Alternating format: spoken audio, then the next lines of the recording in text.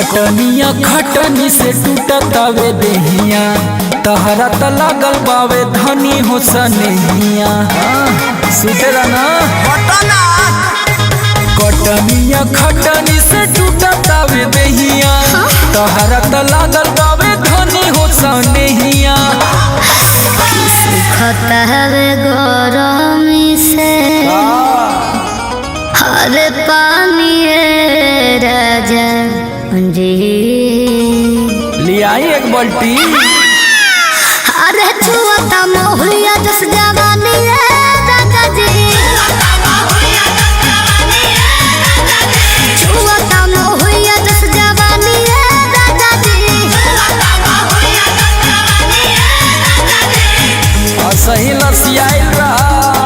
पुरुआ महतिया चैत में देह लसा लसा करता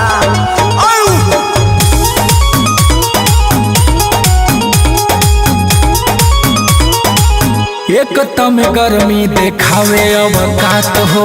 बेड पर परेड कर तारू भर रात हो का हो खतका कोजी बोलमुआ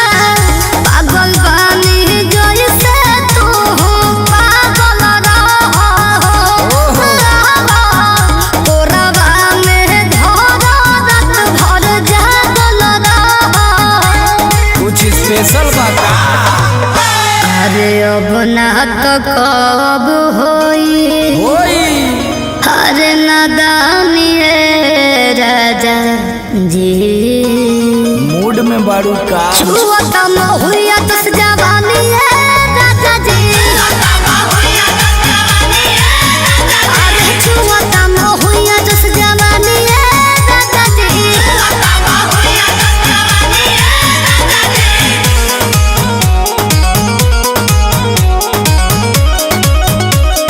टिपी टिपी चुआता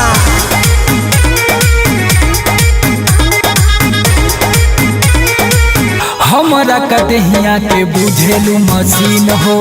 बोला लो के बाद तू देखावा तारू सीन हो काहे ऐसन कर तारू विष्णुपुरी सोमर कमर धके चापत रहो सकती सोना भले गरमी से हाफत रहो बरनवा ले बुका अंतिम बार तह से कहा का हो हर तानी राजा जी बोला अरे छुआता मोहलिया जस जवानी राजा जी छुआता मोहलिया जस जवानी राजा जी अरे तो सीजन बा चुई ना।